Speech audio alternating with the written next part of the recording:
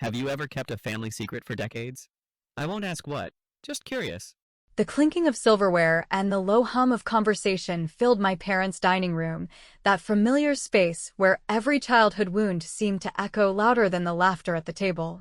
The roast chicken sat in the center, golden and steaming, surrounded by carefully prepared side dishes that my mother always claimed to make just right for Mark, as though tailoring meals to his taste was her lifelong duty. I had taken my usual seat, slightly down from the head of the table, the one that always gave me the clearest view of my brother's smirk when he inevitably turned the spotlight on me. That night, he didn't disappoint. Mark leaned back in his chair, fork dangling lazily in his hand, and with a grin that dripped with satisfaction, he said it loudly enough for every ear at the table to catch, you know. I still don't understand how someone can drift through life without ever accomplishing a damn thing.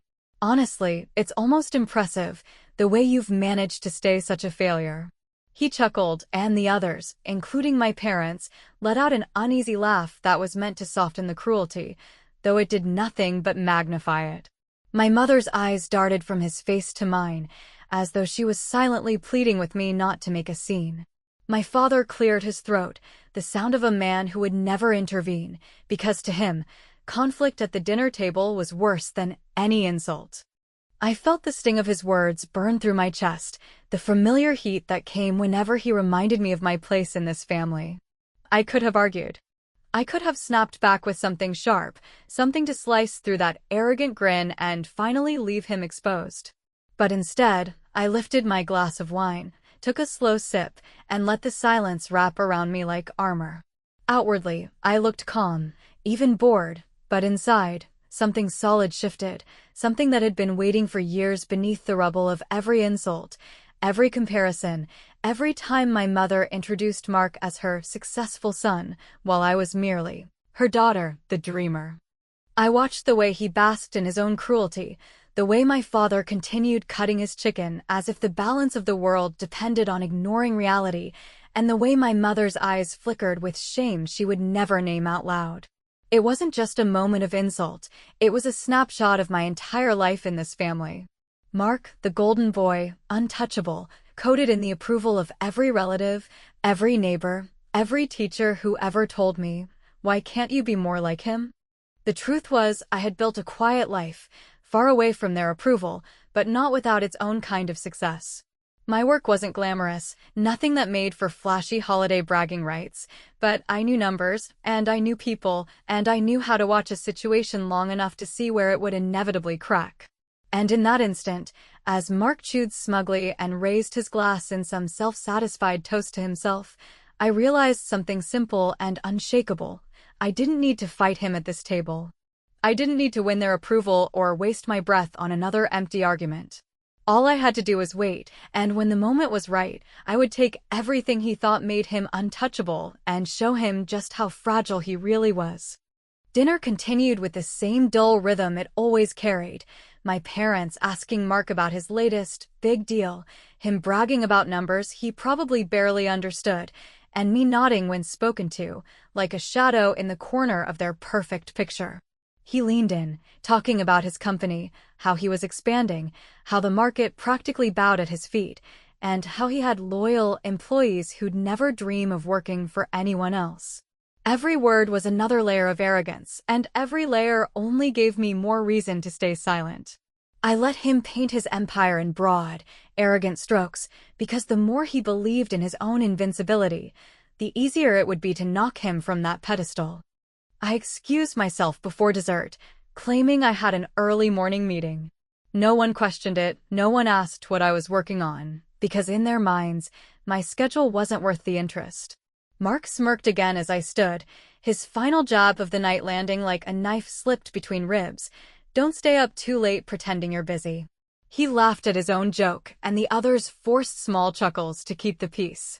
I walked out without a word, coat over my arm, purse slung at my side, and when the door closed behind me, the night air felt sharper, clearer, almost electric.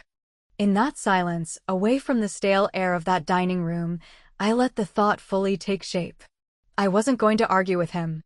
I wasn't going to plead for recognition or validation. I was going to take my time, move quietly, and strike where he least expected it. He thought I was powerless because I let him think so. He thought I had no bite because I chose not to bare my teeth at the table. But he had no idea what I was capable of when I finally decided enough was enough. And right there, in the dark, under the faint glow of the streetlight outside my parents' house, I made myself a promise. I would wait. I would plan. And when the moment came, I wouldn't just hurt him with words. I would take the very thing he prized above everything, his company, his status, his illusion of superiority, and I would end it with my own hands. He wanted to see me as a failure. Fine. I'd let him. For now. But deep inside, I already knew the truth. He had just set the stage for his own downfall, and I was going to be the one pulling the strings when the curtain finally fell. I woke the next morning with a kind of steady resolve that does not feel like rage or bitterness so much as an odd, cool clarity. The sensation you get when a doctor finally names the illness you have been carrying for years and prescribes a plan that is not glamorous, not quick, but precise and reliable, and, while the coffee dripped and the headlines ran their daily litany of disasters, I opened my laptop and began to assemble the map of my brother's empire the way a patient archivist pieces together a lost city from tax ledgers and receipts, because behind every boast and every family toast there are contracts, vendor schedules, lending covenants, and emails written at midnight that no one expects to be read by someone like me. I started with public filings that he had always dismissed as boring paperwork, then pulled at board minutes that only hinted at dissent, but, like frayed thread, led to longer seams of discontent, and as I layered in LinkedIn updates, trade press mentions, and the little breadcrumbs employees leave when they switch jobs and carefully list responsibilities they either hated or never actually had, I could see the outline of a company that looked powerful in photographs yet wobbled whenever you stepped off the carpet and onto the concrete because margins were narrow. The flagship client demanded relentless price concessions. The line of credit had covenants that would bite hard if a quarterly number slipped by even a hair, and the culture, that precious word he wore like a medal at the dinner table, turned out to be a revolving door with quiet exits and saccharine farewell posts. The more I read, the more I recognized the rhythm of a leader who confuses attention for respect, who thinks loyalty can be bought with free snacks and Friday slogans, and who never learned that smart people track not only titles and salaries, but friction points like delayed reimbursements, late shipments, and that special tone in emails where the subject line is cheerful while the body is a graveyard of missing details. So I made a list of names no one puts on a website banner: operations managers, plant schedulers, mid-level accountants who approve payments, the senior assistant who corrals the calendar, and I reached out with the gentlest of pretexts, asking for context on a market research project. Because people will tell a stranger more than they tell a boss if the stranger listens carefully and never interrupts. By lunch, I had spoken to the kind of person every company takes for granted, a logistics coordinator named Denise, who had survived 3 reorganizations and learned to recognize who to trust by the way they speak to reception. And when I asked how things were going, she laughed, the tired laugh of a professional who has watched executives invent problems to justify their performance bonuses. Then she told me about a supplier Mark had strong-armed last quarter by threatening to pull the contract unless they cut prices beyond what was sustainable, which meant deliveries arrived inconsistent, quality slipped, and penalties began to accumulate like dust in the corners. And she mentioned, almost as an afterthought, that the supplier's owner, an older man named Victor with pride and a temper, had sworn to teach the boy a lesson if he ever had the chance. I did not need to be told twice where the chance might live, because men like my brother rarely see the people who keep their edges from curling, and they never consider that someone like me might quietly give those people a better option. So I drove to the industrial district where the supplier's small office sat beside a warehouse that had clearly seen better years, and over tea poured in a chipped mug, I listened to Victor explain how his company, despite its size, still cared about craftsmanship, and how the last round of discounts had placed his crews in an impossible bind where every shipment felt like a gamble with reputation. And I told him, plain and simple, That there were buyers who valued stability over theatrics, and that I could introduce him to two of them if he was willing to sign a short memorandum giving my small firm right of first refusal on his contracts for a season. A span of time long enough to matter and short enough to feel safe. He eyed me like a man who has heard a pitch too many times, then softened when I produced a clean, fair draft and a letter from one of the buyers. Yes, I had already done my homework, because nothing closes a distance like proof on paper. And within an hour we shook hands on a deal that would keep his prices honest, his crews paid, and his dignity intact, and more importantly, would shift his capacity away from my brother's most time-sensitive line without violating any law or courting any scandal, since all I had done was bring together parties who should have been working together anyway if they were not blinded by swagger. By late afternoon, while Mark was likely posting another self-congratulatory update about a leadership panel he had moderated, his warehouse managers were discovering that a routine order could not be fulfilled on the usual timeline. Not because of sabotage, but because commitments had been reprioritized toward buyers who signed actual, balanced agreements, and when the first delay notice went out to his flagship client, a carefully worded message about supply constraints and temporary adjustments, I felt the kind of quiet satisfaction that does not spike the heart but lowers the shoulders, a gentle, weightless exhale that says, "This is only the first stitch, yet the seam is already moving." I did not gloat, and I did not text anyone, because the point was not spectacle, the point was rhythm and patience and a lesson he would not notice until the ripples touched his balance sheet, so I poured another cup of coffee and sent 2 more emails. One to a mid-level banker who had hinted at concerns about covenant headroom, and another to a recruiter who specialized in placing operations talent into companies that treat them like adults. And as the sun slipped behind the flat roofs of the district, I knew the day had earned its place in a ledger he would never see, a small revenge measured in hours and signatures rather than fireworks. That night, when my mother called to ask if I could attend a Sunday lunch because Mark wanted to share exciting news, I said I would try, and as I hung up I smiled at the thought that his exciting news would soon require footnotes and apologies, because by the time dessert arrived he would be juggling explanations for a delay that should never have happened, a delay I had orchestrated with nothing more than listening, paper, and one honest handshake, and as I set my alarm I allowed myself one private promise, that tomorrow I would widen the circle and tighten the clock, because once you learn how a fortress feeds itself, you do not need to break the walls to starve the throne.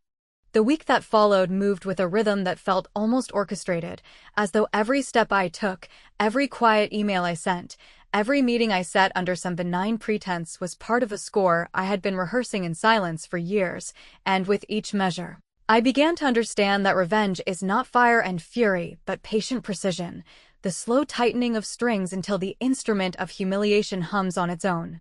I spent mornings combing through documents and afternoons walking into offices where men in pressed shirts and women with tired eyes were eager to unburden themselves of truths they could not speak aloud to anyone else, and I listened the way my brother never did.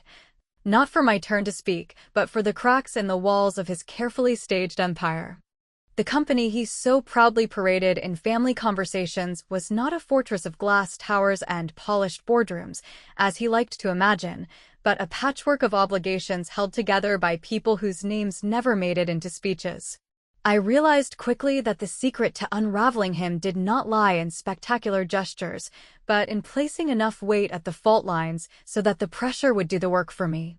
It was not difficult to find these fault lines once I stopped looking at the glossy exterior and instead studied the bones beneath, because what he called growth was often a matter of unpaid invoices stretched just beyond the tolerance of vendors' loyalty, meant managers clinging to their jobs for lack of better offers, and innovation was usually a recycled idea dressed up with marketing bravado.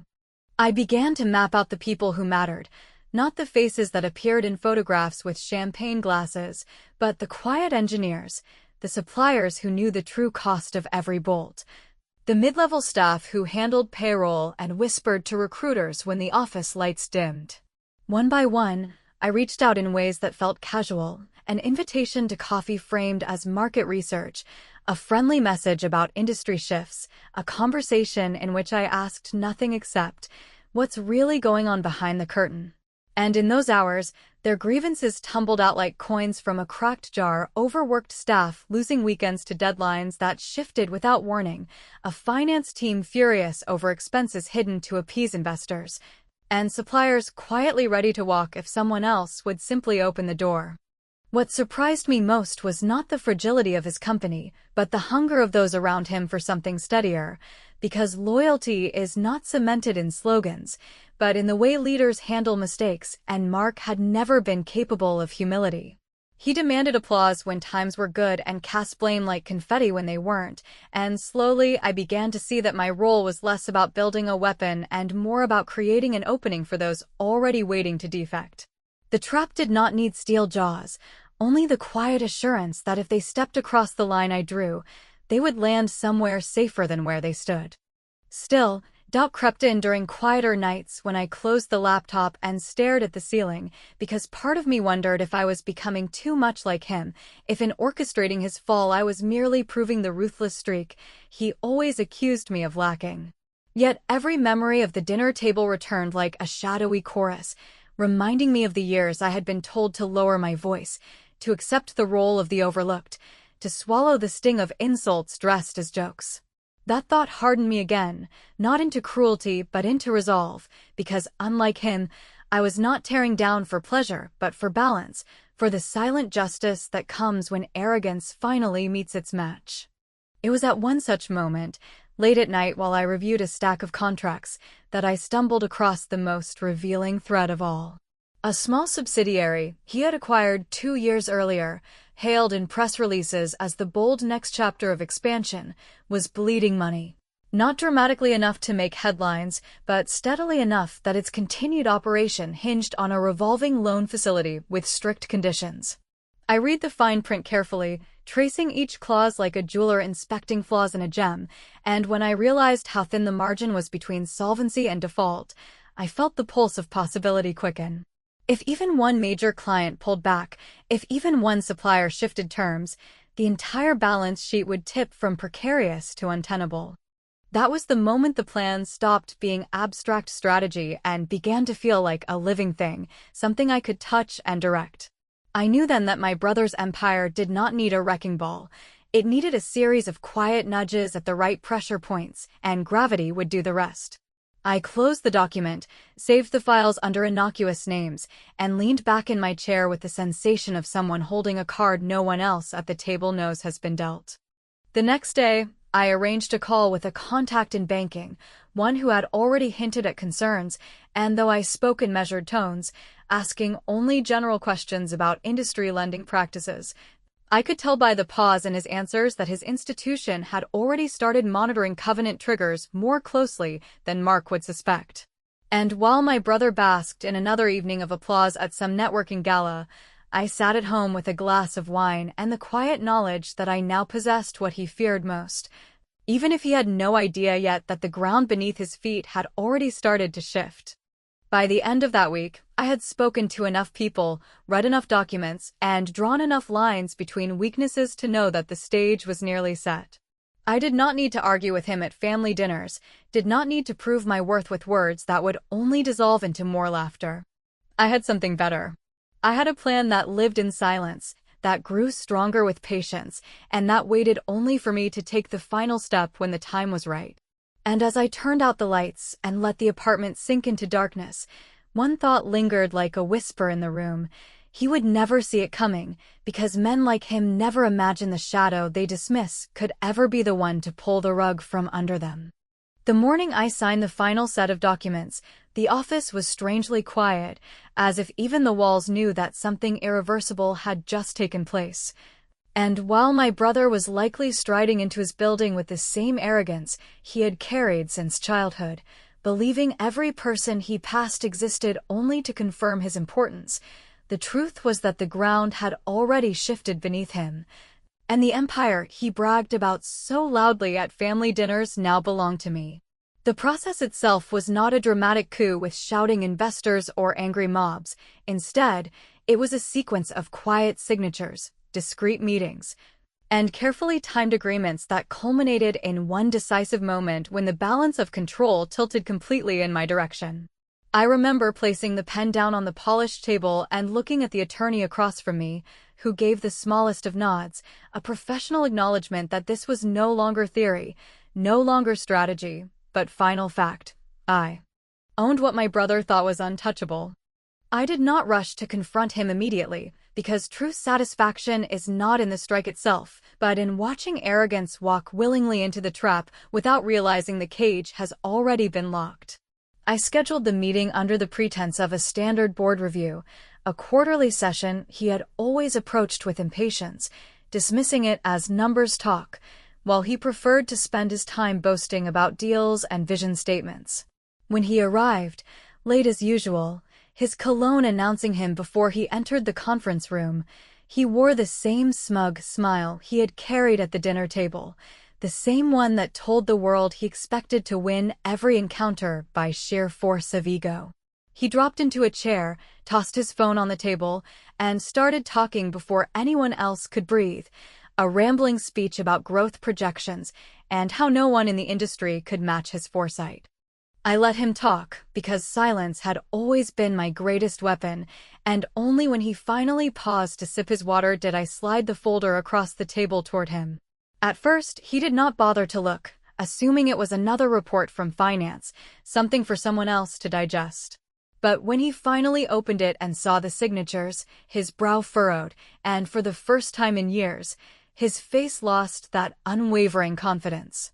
He flipped through the pages quickly, his hands moving faster as if speed could change the meaning of what was written there, and then he looked at me, eyes narrowing, voice strained with a disbelief he could not hide. What is this supposed to mean? I leaned forward slightly, my tone calm, almost gentle, because I wanted every word to land with the weight of inevitability. It means, Mark, that effective immediately, the company you've been so proud to parade as your own is no longer under your control. It belongs to me. Every vote, every signature, every line of authority now leads here. I tapped the folder, then folded my hands neatly on the table, watching the color drain from his face as the reality sank in. He tried to laugh at first, the brittle laugh of a man who has survived his entire life by believing humiliation cannot touch him if he dismisses it fast enough, but the sound caught in his throat when he realized the others in the room were not smiling, that no one was rushing to reassure him, that the silence pressing against him was not awkwardness, but finality. He shifted tactics as he always did, anger rising in a sudden storm. He accused me of betrayal, of scheming, of being incapable of running a company of this size. His words spilled out in desperate waves, each one more frantic than the last, but the harder he fought, the clearer it became that he was grasping at air. I did not raise my voice, did not match his rage. I only reached for the second folder, the one that held the letter of termination, and placed it in front of him with the same deliberate calmness that I had once used to lift a glass of wine at our parents' table while swallowing his insults. "This is not personal," I said, though of course it was, every syllable dripping with the weight of years.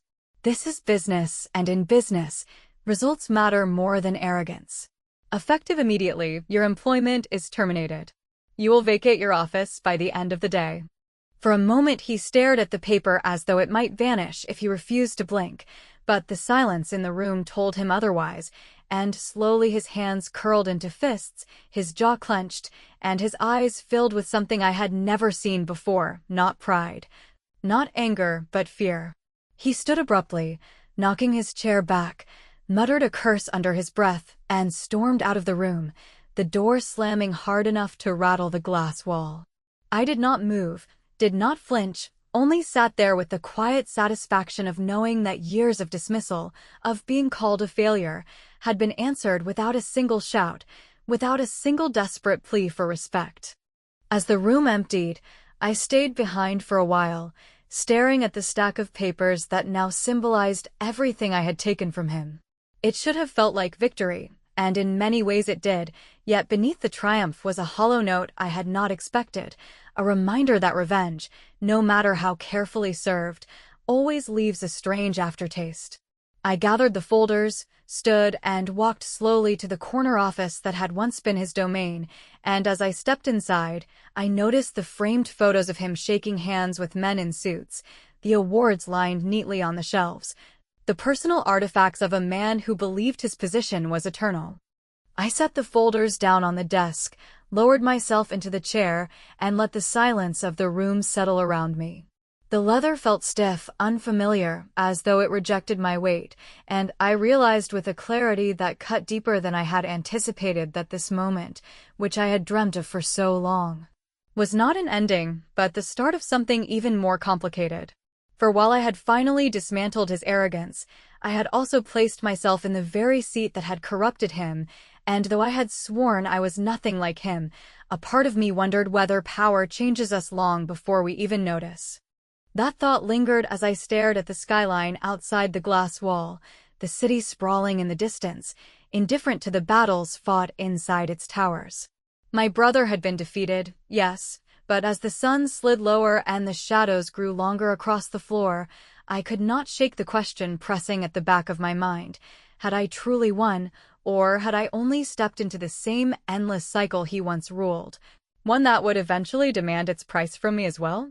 By the time the headlines stamped my name beside the company logo, the phones at my parents' house had already started their cruel little symphony, because cousins read trade press when there is scandal, neighbors share links when a familiar last name appears. And my mother, who always swore she hated gossip, suddenly learned how quickly a story moves when pride is its fuel, so she called me in a voice stretched thin by shock and said she did not understand what I had done and asked, with a tremble she tried to hide, whether I could undo it before Sunday dinner, as though the paperwork of acquisition could be rewound by dessert the way family arguments are smoothed by cake. I told her there was nothing to undo and nothing to apologize for, that I had followed rules my brother never bothered to read, and when she started to say his name the way mothers do when they would prefer the world return to its more comfortable shape, I let the silence sit between us until she finally exhaled and said she would make extra salad, as if extra salad could calm a storm built over years. The storm did not wait for her table. It arrived first as a flurry of indignant messages from former school friends who pretended to be neutral while slipping his phrases into their sentences. Then as a visit from an attorney who tried to reframe my signatures as a personal attack rather than a lawful transaction, and then as a long, performative email my brother sent in the late hours to a distribution list full of allies and fragile egos, alleging betrayal, questioning my competence, and promising a triumphant return that would, in his words, restore the company's true spirit, a phrase so vague it could mean anything and therefore comfort anyone willing to be comforted. I did not answer any of it. Instead, I met with the people who actually kept the place running, the operators who knew which machines sang when well maintained and which groaned under neglect, the finance team who could feel cash flow in the pacing of their days, and the account managers who have learned that clients do not want fireworks. They want reliability, and I said, simply, that we would trade volume for stability, that we would stop bravado at the door, and that no one would be rewarded for emergencies they had created themselves. For a few days, calm held, a careful kind of quiet in which people waited to see whether I meant what I said, and then the first real test arrived disguised as an opportunity. A private equity group with polished smiles and polished numbers offering a clean exit at a tidy multiple if I would agree to consolidate production under a single roof 3 states away, which would make some investors very happy and would strand hundreds of workers who had, despite everything, remained loyal to shifts and schedules that did not love them back, and in that conference room with its view of a skyline that never blinks, I felt the weight of what I had claimed to be. Because I had promised I was not him, and now the market required me to choose between the kind of easy win he would have bragged about and the kind of messy commitment that never fits into a toast. I asked for a day, then walked the floor where the machines breathe, where gloves wait on hooks like small sleeping hands, where break rooms hold calendars decorated with little stars for birthdays no one outside these walls will remember, and I thought about the quiet agreements I had made with people whose names never made it into speeches, and how revenge without a center will eventually eat the hand that feeds it. That night, my brother called from an unfamiliar number and demanded a meeting, then arrived at my office without waiting for my answer, carrying the wild energy of a man who has discovered that charm no longer pays his bills. And he paced the glass like a caged thing, offering threats wrapped as warnings and bargains wrapped as apologies, saying he could rally clients I would never hold and rally staff I would never understand if only I would step back and admit I had reached beyond my depth. And in every sentence he swung between pleading and swagger, because he had never learned the middle ground where decency lives. I listened, because listening had brought me this far, then slid across the desk a simple packet of paper whose terms had cost me sleep and pride, an employee ownership plan that would, if ratified by a vote, begin transferring equity to the people who had earned it with their backs and their patience, a plan that required him to sign a non-compete of significant length, and an acknowledgement that his name would be removed from every facade and footer, and I watched his eyes move along the lines, stopping on the parts that reminded him he was no longer the story. He called me naive, then called me cruel, then asked whether I wanted to watch the company die under the weight of sentiment, and I said I wanted to watch it live under the discipline of fairness, which is slower and less flattering and therefore stronger. And for the first time in our lives, he had nothing to say.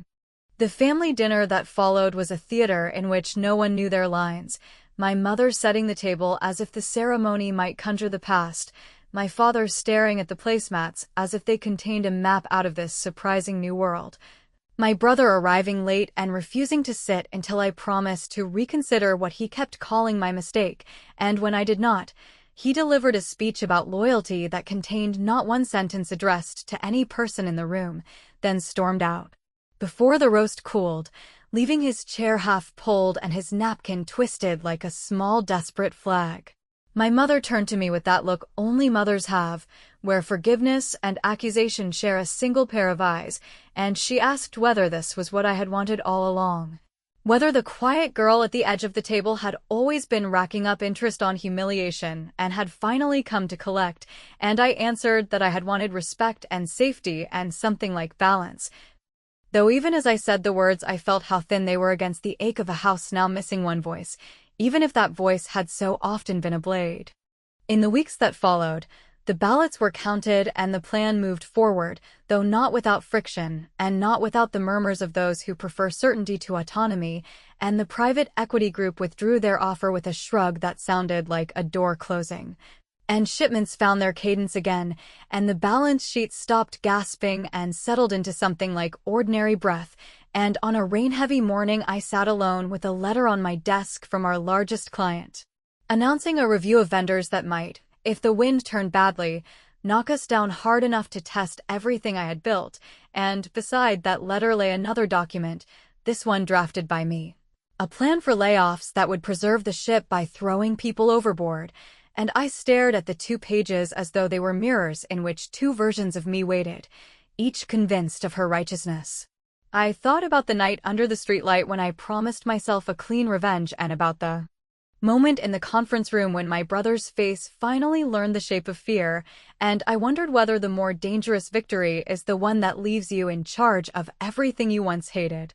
I picked up a pen, felt its weight, and paused long enough to hear the clock claim the room, because there are choices that cannot be unmade, and there are stories that do not end with triumph or ruin, but with a signature that tells the world what kind of person you became.